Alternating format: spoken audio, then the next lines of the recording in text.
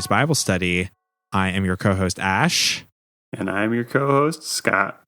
Hey, we are back with a brand new episode of a fantastic film. Oh my God. I was legitimately blown away by that film.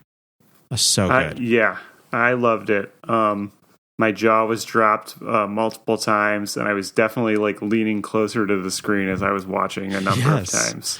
Yes, and it was like, that was nice because like, now granted, I honestly find something to like about everything we watch here, but I feel like this one really took me back to like my first few times going through a Christian film, especially a very impressive one. It just like you just said, I mean, it shocked me. It made me laugh. It made me cry.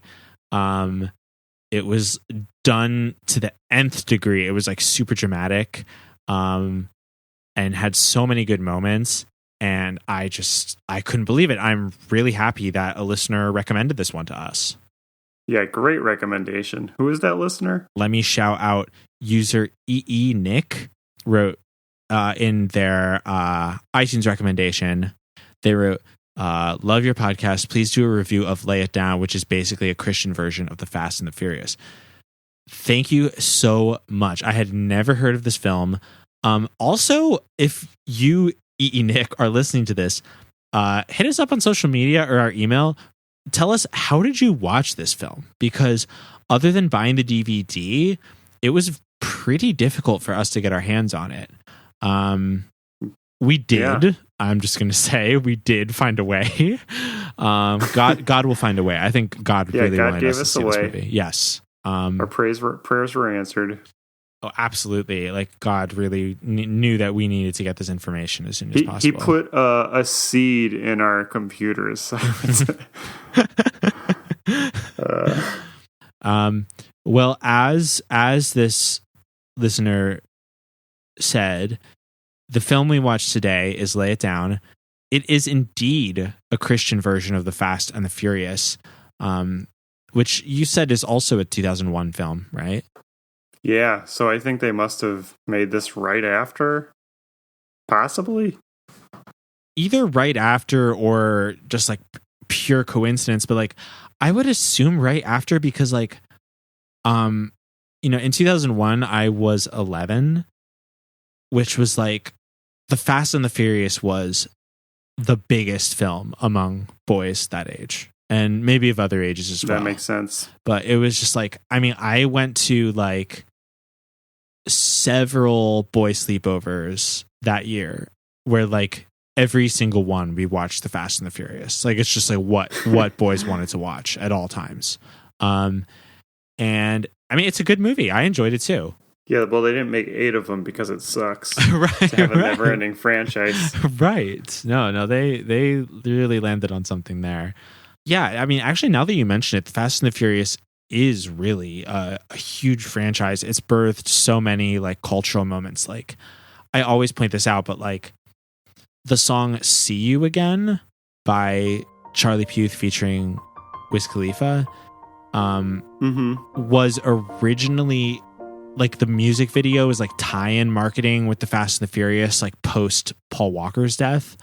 Right. And I'm sure that record's been unseated since then, but for a while, that was the most viewed video on all of YouTube, was that piano ballad with rap verses by Wiz Khalifa with like in memoriam Paul Walker footage that was also tie-in viral marketing for Fast and the Furious.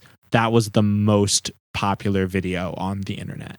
Now it's been unseated by Tammy and the T-Rex, of course, the lost great Paul Walker film. Oh my God, yes. Yes. Where his brain is implanted into an animatronic dinosaur. Yeah, why didn't we get 9 of those? Like, that is so fucked up. There is a dinosaur movie on Pure Flix. Really? It's a little bit of a tangent, but yeah. We haven't gotten to that. I don't know what the deal is, but I've just seen like stills of it, and there's like a dinosaur in it, and kids are hanging out with it. Shit, that sounds dope. Yeah, it looks good. We might have to check that one out, especially if we know. Yeah. Do we know any like archaeologists or whatever? When's a better time to get an archaeologist on a podcast? It's not like they're out there digging right now, right? Right. if you're one of our archaeologist listeners, please hit us up. Please, yeah, we would love your opinion on how your finds fit into the timeline of the creation of the universe as mapped out in Genesis. You have some explaining to do, my friend. Speaking of dubious sources for calling out like what sin is or isn't, I'm really curious to know how street racing is a sin, because this movie, Lay It Down, would have us believe that like racing your car is inherently a sin. It's illegal. Is that it? Is that like as simple as the analysis is there? Yeah, I think it just depends which government you live under, whether or not it's a sin. Because surely if you do like NASCAR, then it's not a sin. I would think that for this character, because this happens in the first like 2 minutes. The character gets in an accident. He's a street racer. He's really good at it. But then he gets in an accident, and this pastor who always coming by to try to convert him. Yes, it actually works this time because he caught him he's in a very vulnerable position. Absolutely. And that's when you got to strike to get that soul to where it needs to go. Yes. Wait, before we go on, I really want to find that verse about the laws of God and the laws of man. We have this one, for instance, in the book of Romans that says, let every person be subject to governing authorities. Blah, blah, blah. Therefore, whoever resists the authorities resists what God has appointed. Rulers are not a terror to good conduct, but to bad. Would you have to fear of the one who is in authority? Then do what is good, for you will receive his approval. I felt like there was another one that was in my head, but like right there, clear as day, like that is a verse that basically says like, well, if you don't do any wrong, then you should have nothing to worry about. Yeah. But, you know, which is a very like surveillance state type of argument. You know, the whole, yeah, well, I mean, you know, yeah, we're sure we need to get a search warrant, but like, you know, if you have nothing to hide, then why don't you just let us in your house, you know? But then again, you know, Christians are always, I mean, shit, when we just watched that film, The Good Book, which had like the Bible smuggling, yeah, you know, that country's laws, like, was that not important? Like, I don't understand. Yeah. No, that's a good point. Yeah, whose laws? That's the thing. So like if he's lives in a different state even, then he can keep street racing. Right. Or like, I mean, I'm sure we're not the first people to try to own this particular concept with logic and reason, but like it's worth pointing out because like early on in the film, our main character, whose name I'll look up in just a moment, says, I got saved by God. I can't race anymore. Petey, I gave my life to Christ. I can't race anymore. You're just messed up because your head got banged around. No. You're afraid because you almost died. I was afraid, but I'm not anymore. Death has got nothing on me now. This is wrong. Hellman mess with your head. I never thought clear of my life, bro. Jesus saved me. I don't know what Jesus did, but you stay away from me with that stuff. You're my brother and I love you, but you start pushing that in my face and we'll go to war. There's nothing to be afraid of. I'm not afraid. Like, there's no real explanation given. Like, you know, like you were just saying, Scott, he gets saved in this moment of vulnerability by his pastor after a car crash in a street race. And then right away he decides, like, I can't race anymore. It's illegal. That's the weird thing, because it's like, sure, like whatever religion you have, you could decide that something is a sin or not. But for you to also like feel that way and buy into that right away when that's what you've been doing, not feeling bad about it for a long time, is weird. Like it would, if he was like, no, I got hurt, it's not safe, my body is a temple or something, right? And I'd be like, all right, fair enough, it's probably dangerous, you shouldn't. Right. But like, instead of him just being like, it's a sin, like, just seems kind of like, I don't know. Same thing with his girlfriend later, because like, just not too much later, he's basically like, I don't love you like that anymore. Which is the way that came up.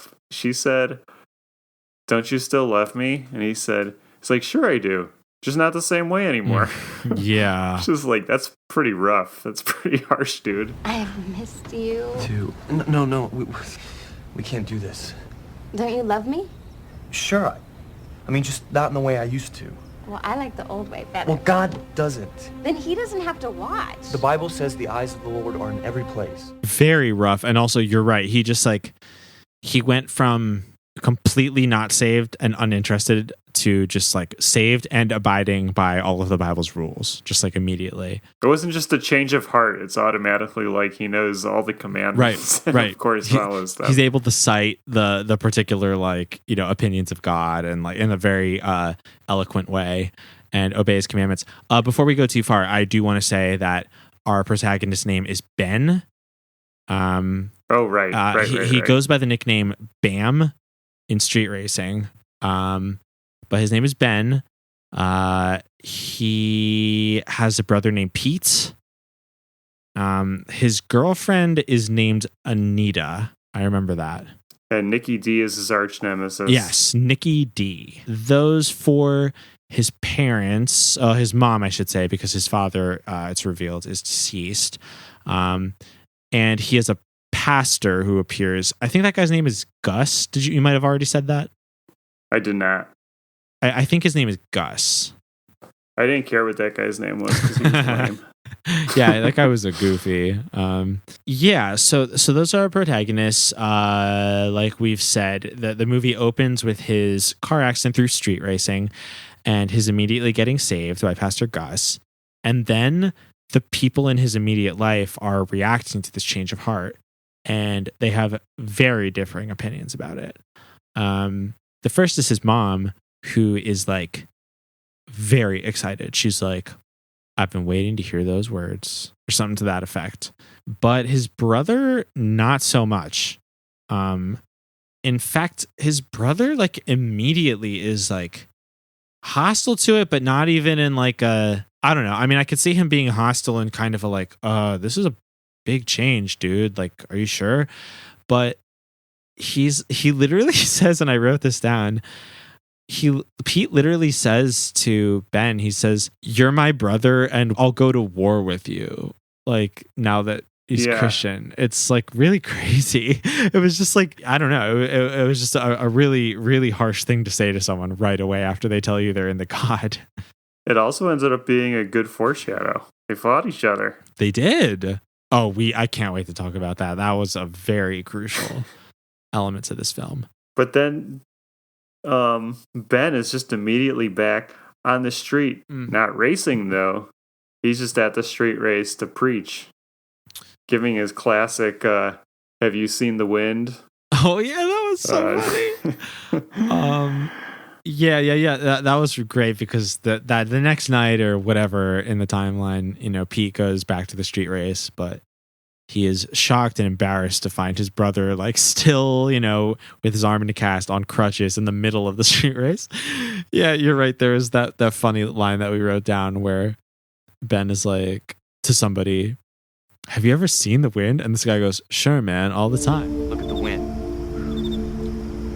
Any of you ever seen the wind? Sure, man, all the time. No, you haven't.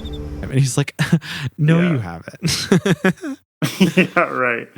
So that's like a classic quote. I heard that a bunch as a kid too. Is like, have you seen the wind? No, but you've seen the effects of the wind. That's the same as Jesus. You've seen the effects of Jesus. You've seen the effects of God. And it's like, I don't know. Even as a kid, I was like, that's not really a good one. It's a little straight. Not a good one. Not a good one. No, I mean, we know what the wind is. No, I completely agree with you. Like, obviously, I mean, I was super Christian as a kid, so I didn't need convincing. But yeah, you hear that one and you're like, we could get some better material than that. Like, we have to. Right. It's kind of like the Ray Comfort banana line. But yeah, he proselytizes. Pete and Ben are left there alone on the road where the racing happens, and they argue. And Pete gets really mad, and he just like pushes his brother on crutches to the ground. It's just like, damn, he's dude. bad. Pete's a bad dude. He hangs with a bad crowd. Yeah, he kind of does. I'm not gonna lie. That was pretty mean. I mean, like, I know you're mad at him, but like, shit. Oh, right before that too. the reason he was so mad is because like their nemesis crew showed up and were like, "You gonna race again?" And he was like, "No." So the Nikki D's guy, because Nikki D was basically like the thug of that guy Money. What's up, man? How are you, Money? Just styling, profiling. Money's in the house. His name was Money, and he looked like somebody. He kind of looked like Screech dressing up as Ali G. I mean, that's it. Like, I was gonna say he kind of looked like. I actually thought this during the movie. He kind of looked like the hacker guy from Time Changer. Like the guy who like, yeah, it just works. It's just a normal guy who works at the library, but who knows how to operate a computer. So they style him like an extra from the movie Hackers. He sort of looked like that. But Ben's brother Pete kind of looked like Al Phillips in The Prodigal Return. Wow, that's so right. I knew he looked familiar to me. Yeah, this movie was like a very interesting like Y2K like dream states of everything we've watched so far synthesized into one film. This movie fucking rocked, man. What a banger. It was great. What a banger. You know we're watching this one again. Oh, 100%. Yeah, I want to hopefully people who listen to this, if you can get your hands on it, you might even have to buy the DVD because it's so rare, but like we definitely have to watch this with some of our friends afterward. It would be so fun. Yeah. But so yeah, they have that confrontation at the street race. And actually there's a weird moment where it almost looks like, because then Pete gets on his motorcycle and is like doing all these donuts and is like about to ride off, but he does. He like drives toward him fast, and I almost thought, I was like, is this he's gonna like fucking run over his brother with the motorcycle or some dumb shit?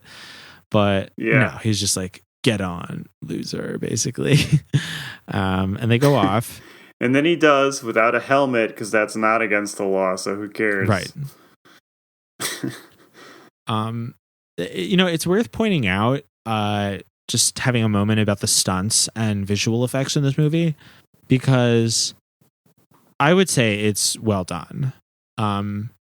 They obviously had to have stunt drivers for this movie. Yeah. I was gonna say the stunts we were seeing were not too insane, but like, remember that like car crash scene at the end? Like, yeah, we'll get there in the story, but like, I mean, I didn't see anyone inside the car, but I mean, they sent a car flying. Yes. Like, I don't know how the fuck to do that. No, yeah, that was a very real effect. That was pretty awesome. Oh, it was great. Yeah, I think they hired actual stunt drivers for this. Oh yeah, they had to have. I mean, the stunts where people were driving weren't like super ridiculous, but still were doing them. Like there was cars doing donuts and revving their wheels and stuff that I don't know the name of because I'm not into cars. But right, and for the look of it too, I mean, they had to pay people who do that a real amount. They had to. Like, I'm sure that was like union shit. You know oh, definitely. And they had cars, like really souped up cars. Yeah, there was definitely money spent on this film, and it wasn't feature length. It wasn't like a theatrical release feature film. So even better. Yeah, love it. I mean, better for us, certainly. 49 minutes. Perfect Great length for a movie. Yeah, once again, thank you for this recommendation. Because like that just checks all of our boxes as to like what we're looking for in a movie experience. Brilliant film. Yeah, Fast and Furious series, take note. Maybe make it a little faster. Do I have to spell that out for you? Come on. Yeah, I think that the Fast and the Furious movies should innovate by just changing the rules of what a feature film is allowed to be and releasing like 45-minute films for the theater. That would be, I don't understand why that doesn't happen more often. That would be so nice. Yeah. Even if they're just releasing a double feature so it fits into a time slot that the studio appreciates. So after this street race, and then his girlfriend shows up in his bedroom. Okay, so this is the first time. This is the first time then we meet the girlfriend. Okay, yeah, we referenced it already, but it's at this point in the film where his girlfriend comes over and they have that back and forth about how, basically, without saying in as many words, they can't fuck anymore. Yeah. They're not married. He clearly doesn't want to get married because he's just like, I don't love you like that anymore. Like he doesn't like put a ring on it, you know. And they're like, okay, now we can fuck. I feel like it's another thing though where he didn't have the guilt of it already, so like why would he think that way now? Right.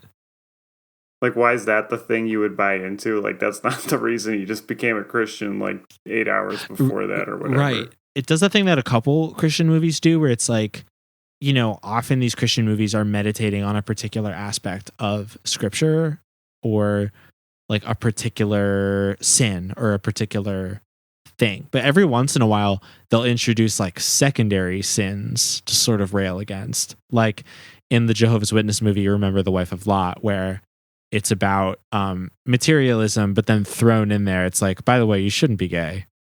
Yeah. Whereas this film is like, you should obey the law, and also you shouldn't have sex.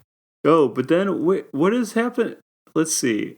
Oh, right. Then there's that amazing montage where his mom catches his girlfriend in the room, and she's like, "You're welcome over anytime. Just use the front door. Now come help me make breakfast." And then then she like keeps throwing whole eggs into a pot and like getting really frustrated, and then she's about to break it, and the mom comically like comes in from the side and puts her hand out to stop her from breaking it. Yeah, because the mom's like, you remember how to scramble an egg, right? Which, okay, I've got to come out as a bad cook truther because like I fucking hate cooking, all right? I can do simple tasks. I don't know how to cook a lot of things. It just does. It seems like a waste of time. I don't care. I know how to scramble an egg. Okay, literally, it's one of the easiest things you can do. You just heat up the pan. You just stir up the egg. That's all you do. It's in the name, right? It's one of the only things you could just hear what it is and be like, I understand. I can do that. Right. It's literally easier than just like cracking an egg on the pan and cooking it, because then you sort of have to like flip it. Right, you know, without breaking the yolk or whatever. Yeah. It's literally easier than that. It's the most intuitive, easy thing to do with eggs. And if you were real, I don't know. Obviously, they were doing this for dramatic effect, but like, or for comic relief, I should say. But you know, they could have picked anything else. But yeah, she gets so frustrated by the concept of cracking an egg that she like freaks out. Oh, that was so classic. Yeah, I think the mom was just assuming that like, she's so not what a Christian wife should be that she doesn't even know how to scramble eggs. Right. Yeah. At first I thought that was just like a joke at her expense that the mom was telling, like a cute, clean joke at her expense. But then it was literally clear that she's never cracked an egg before. Like she has no idea. Yeah. She's never heard of the concept of cracking an egg. It's just like never something. Yeah. Then, you know, Ben comes down to breakfast and so does Pete. And oh yeah, that's when Pete gives her the really hard time. Yeah, because he's when he sees her eating, he goes, "What, that late night snack wasn't enough?" And then they're like, "What are you talking about?" And then he reveals that she was at the race last night, and she was like, I don't know, flirting with Nikki D, I think. Mm-hmm. Nikki D gave up 5 seconds to this Acura and still walked past him at the line. Yeah? But it wasn't nearly as exciting as watching his new door prize throw herself at him after. Really? Listen, I'm not that hungry. Why's that? Late night snack didn't fill you up? That's enough, Peter. No, it's fine. Thanks for everything. I'll catch you all later. Because there were several lines. There was like 4 lines that was just like basically calling her a slut in as many words. Yeah. And it was like, even in the context of this movie, it was like pretty harsh. It's hard for directors or people, right? Like, you know, people making a movie like this even to get rid of the misogynistic tendencies. Like this can't even though it's a Christian movie, it's like nothing else, no other message in the movie went that hard into someone. No one laid that hard into someone except for her, you know? Right. There were other people who were critical of others' actions, but it never got to that level of insulting. And it was like definitely a misogynistic moment in the film. Unnecessary. Truly, very unnecessary. Oh, so then this led into what is the best thing about this movie, in my opinion, which is the premise that so Ben is out of racing, in case we have not made that clear, because he's a Christian now. But then it has become clear to him because Nikki D comes over and is like, "We got to race, man. I got to prove that I'm the best." And so they end up striking a deal where if they race, whether Ben wins or loses, he gets to witness to Nikki D and his crew after. I said I'd go one race with him. I made a deal that if I go one race, no matter who wins, I can have him and everyone he's hanging with listen to me share the gospel with them. And so then he's put in this position where he has to do one last job so he can help spread the word of God. Fucking genius. Yeah, incredible. A stroke of genius. We were talking about this during the film, but like, there's so much Christian movie potential for the whole like, okay, you got to do one more cool ass thing, and it's to bring people to Christ. Okay. Yeah. Like there's so many other genres that can be fit under that genre. Yes. It's brilliant. You talked about a Christian heist movie, which I thought was a really funny idea. Christian heist movie. I'm trying to think of like a way, like the most violent thing that could happen that would be like, okay, we buy this. Like he has to like assassinate somebody or. Well, I mean, actually, like I didn't even really think about it like this at the time, but it kind of goes back to what we were talking earlier about how like there's sometimes when breaking the law is holy. It's the right thing to do. Mm-hmm. Now, granted, this movie doesn't claim to say that Ben's actions were noble for going back into the race. You know, it actually makes a point of being like, it wasn't the right choice for him to make. But still, like, we, the audience, are supposed to relate to his decision in some capacity, you know, and be like, well, you know, he's just doing it for Christ. But this movie has a crisis with regards to a moral crisis with regards to like how to interact with both God's law and man's law at the same time. On one hand, it says all of man's laws are God's laws. But on the other hand, it says, if you break a law for a really good reason that has to do with God, then like, how bad could it be? Yeah, is a sin or not? Right. This is what I want to know. Or are there things that override sins? That is the question that, unfortunately, Lay It Down really did not come to a conclusive answer to, in my opinion. Even though it meditated on that point the whole film, I was not satisfied with its lack of conclusion. You know, I know a sin can be overridden, like your own sins can be overridden if you come to Christ. Mm-hmm. But then, does that mean if you willingly commit sin to hopefully help bring someone else to Christ, then that also is overridden? Right. I guess it doesn't matter because you're already in. We're getting into the fine print here, and I know those Bibles are printed pretty small, but that's still some fine print.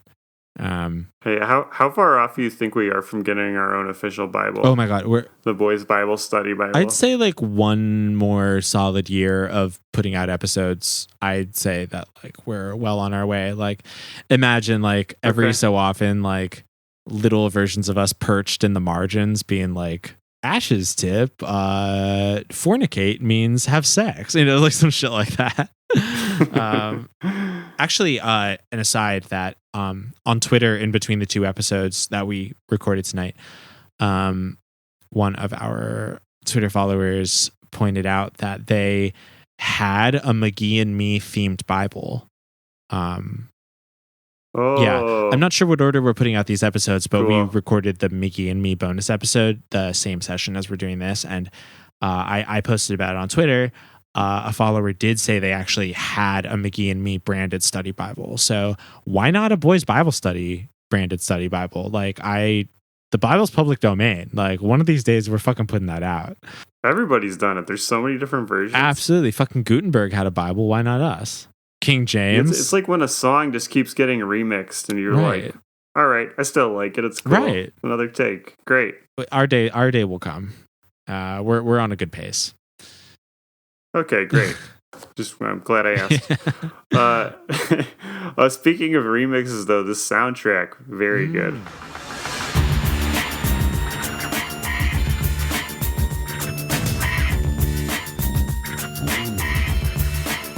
It was very 2001.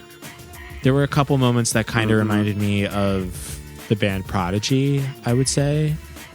And that band Bride I liked, who you looked up. Yeah, there was one pretty impactful moment where they used a vocal Christian rock song. Maybe I'll pipe it in if I remember.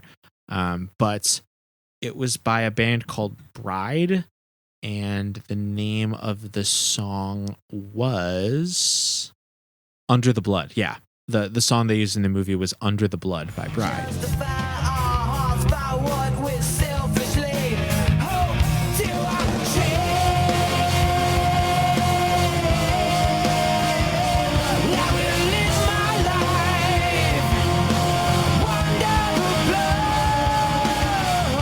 Yeah, that was a band I had forgotten about them, but I remember like reading about them at some point in the 90s. Yeah, but I never checked them out. Not too late, I guess. No, certainly not too late. Yeah, honestly, I mean, after our conversation last week with our friend Josh, I am like newly inspired to check out Christian music. Yeah, I mean, both of your and Josh's knowledge of and passion for Christian music made me be like, you know, being a musician myself, listening to some Christian music, I still haven't really checked it out like on a deeper level, and it would be awesome to take a look at that. But yeah, Bride was used to very dramatic effect in Lay It Down. And I like the music in general in it.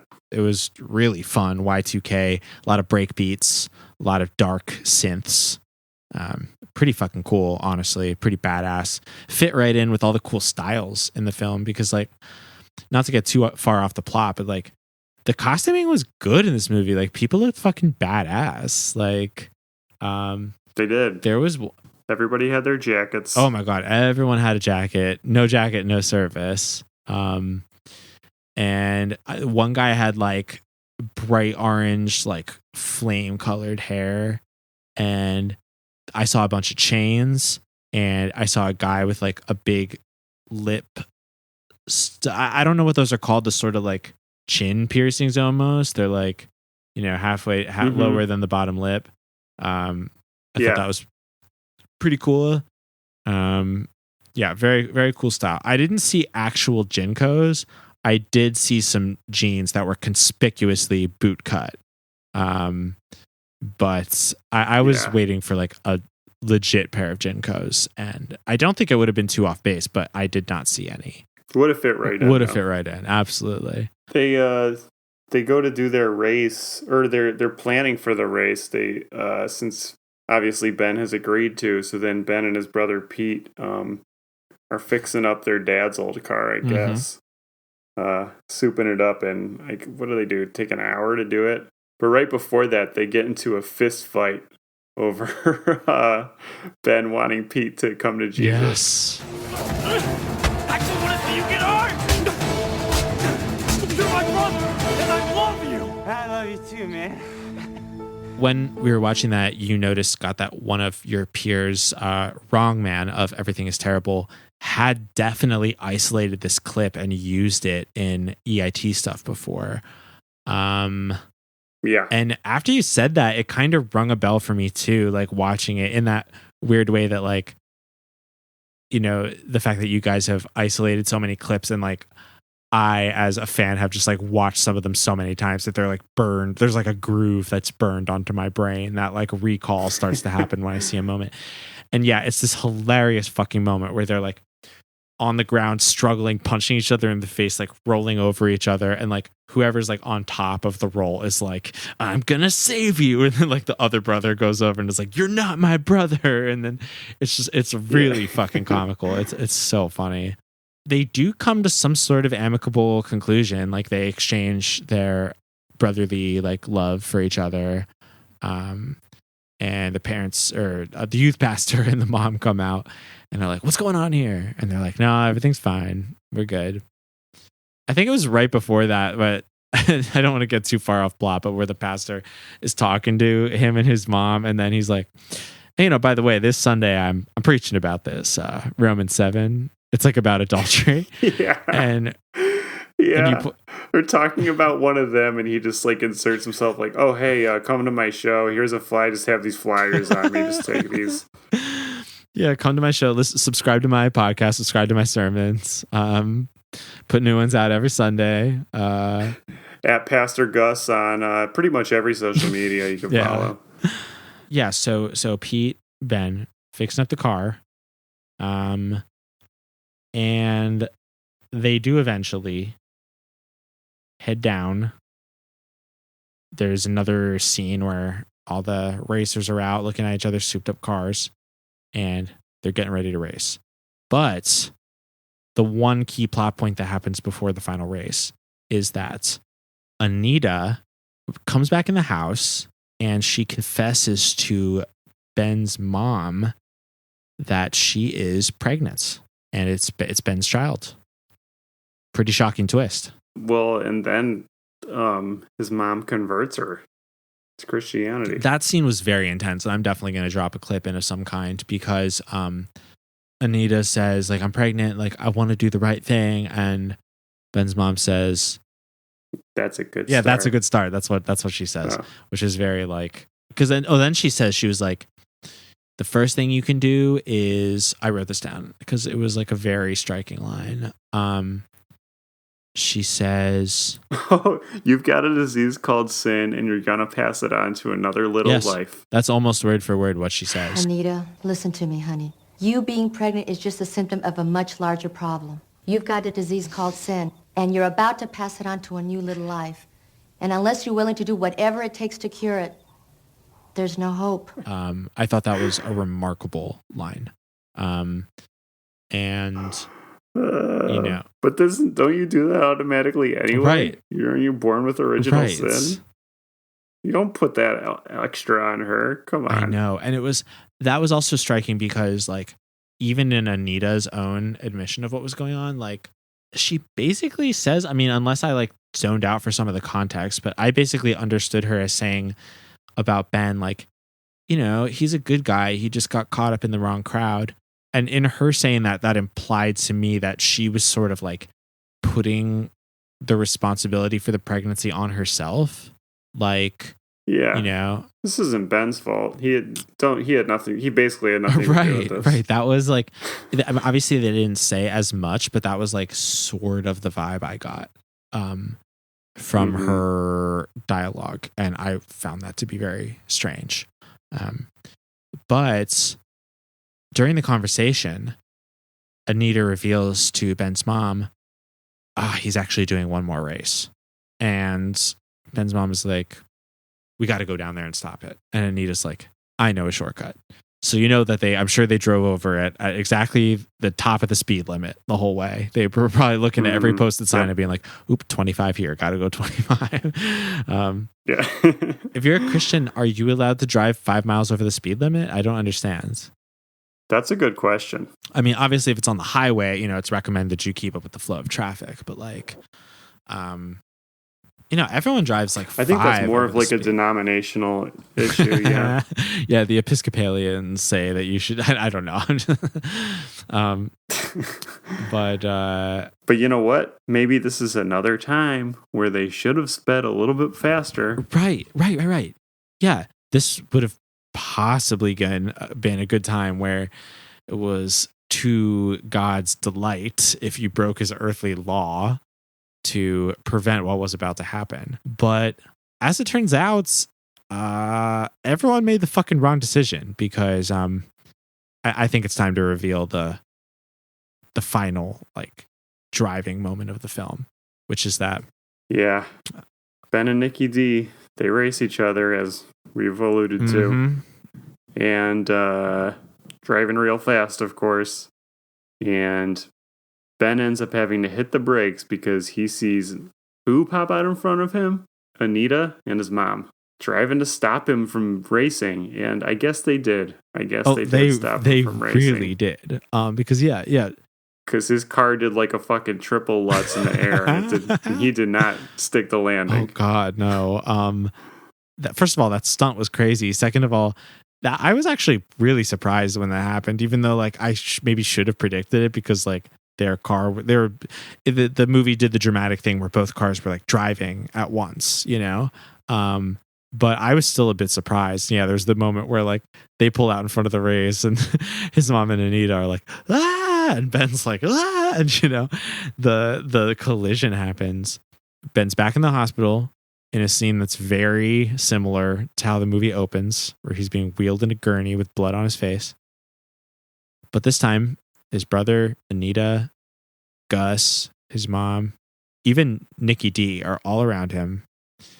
And he says, Gus, take care of my brother. And he flatlines right there on the fucking table. Damn. This monkey's gone to heaven. Mm-hmm. That's a throwback to Money saying, you're all a bunch of monkeys to his racing enemies at the beginning. My boy Nicky D will take on any of you monkeys in half an hour. He said, you and me ain't nothing but mammals. So, you know, obviously very shocking. His mom takes the sight very stoically. She says, you know, he's with God now. Cut to outside of the hallway.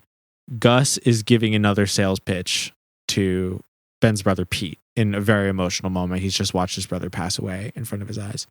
And Gus is once again he's giving him like mechanic lingo. He's like, so you've heard about planned obsolescence, right? It's kind of like this. You know what built-in obsolescence is? Yeah. It's where car makers put in weak parts so you have to go out and buy new ones. Right. It's basically like that. When you were born to sin. You're weak. You can't help it. It's who you are. And there's only one mechanic in the entire world who can fix you. His name is Jesus Christ. Which is like suggesting that like God is pulling the same scam. Yeah, God is doing the same scam as the Apple Store does, where it sells you the fucking iPhone, which is gonna stop losing a charge within 6 months, and then you know you can only go to the Apple Store to get it fixed up, and if you try to open it up or get anyone else to fix it, it's completely null and void. Basically, what I'm trying to say is Steve Jobs is in heaven. You know, to have the need to go to heaven or to be saved, you have to make it so that you need saving. Right. Oh my God, original sin is fucking planned obsolescence, dude. This is crazy. Oh my God. It is. Shit. Oh, fuck. Holy shit. Damn, this movie's deep as hell. That's like, so like capitalism is original sin. Right. Holy shit. Is there a Christian Banksy? we already talked about that one. Oh, fuck. I can't believe it. Yeah, I don't remember. It was a while ago. Okay, because now there's the extra portion of like I'm thinking we may have talked about it, but I never really explored the concept of like, is it Christian to do Christian vandalism? Oh yeah, that would fit right in with this movie. Like I wonder if oh my God, that's another good one last job. They have to go do like final graffiti to like, and it's like, well, it's against the law, but we'll reach all these people. Right. That would be really fun. A graffiti movie, a Christian graffiti movie. This all happens. Nikki D is there and he overhears Pete getting saved by Pastor Gus. Then there's a big scene where it's like, I guess right when he dies, there's that like really triumphant scene where it's like flashing back to Pete and Ben's childhood, and they're riding in a convertible with their mom and dad, who is alive in the scene. You know, in the movie, there's a big thing about how he passed away and asked Gus to take care of his boys, and then that's mirrored when Ben dies and he asks Gus to take care of his brother. So yeah, we have that final like, you know, nostalgic montage of Ben feeling free riding in the convertible with his parents. And then, absolute final moment in the movie, We are back at the street race, but we're not racing. A lot has changed.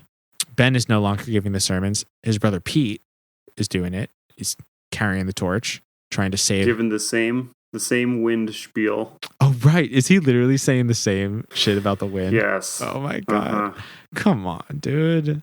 They're like, dude, you said this last week. He says that every week he comes to the street race. But also, the final like plot element is that Nikki D and Anita have gotten married, and Anita had her baby because she's holding a newborn baby at the street race, listening to Pete proselytize, and the camera does a very intentional zoom on her hand, and she has a gold wedding band. So she's either engaged or married to Nikki D. They're both raising the child, doing the right thing. And that is Lay It Down. A truly exceptional piece of Christian filmmaking. Good God. Yeah, looks great. One other thing we didn't talk about, as far as its aesthetic, just looking great. Those transitions, those crazy transitions where it was just like that whooshing, like pull back, zoom out kind of effect. Very cool. It was really interesting how the film, I think part of why the film felt so sophisticated, even though this was a little like obvious at times, was it did all of these like visual motifs that really like anchored the movie together. There was like it had a lot of like developed visual language where like someone snapping twice was like a motif throughout the movie. Yeah, that double cut snap with the reverb. Yeah, with that like affected like bass, that kick drum sound with the heavy reverb. And that happened multiple times through the movie, and it wasn't like always for a particular reason, but it just like kind of anchored all the elements in the movie together in a way that was very sophisticated, coupled with all the like mirroring elements of Ben asking Gus to take care of his brother and his father asking Gus to take care of the kids, stuff like that.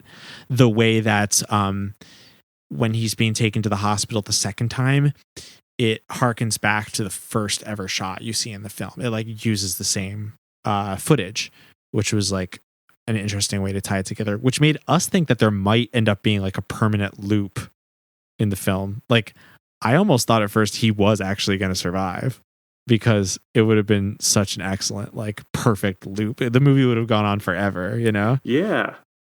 You could easily edit it that way and make a DVD that just loops endlessly. Yeah. That would be such a funny cut, like Metal Machine music cut of Lay It Down, where it's like a DVD that has like an endless groove in it. That would be so funny. Yeah. That's how the movie Final Flesh is too. Oh, right. Oh, that's true. I forgot about that. That's so funny. So this obviously like 10 years before Final Flesh. What else? Any other like main themes from this film? Figuring out what original sin really is. That's pretty big.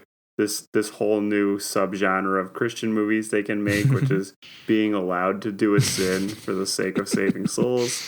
Lay it down. Yeah. Well, let's lay this thing down, Scott. I had a great time watching this film with you. Yeah, me too. This is honestly one of my favorites I've seen in a while. I'm really happy that we get to share it with our listeners. What would you say your rating of this film is? It's hard to give a number rating for this one. Yeah, I'm gonna give it 2 Jesus, 2 Christ. That's so stupid. Okay. I'm gonna give this one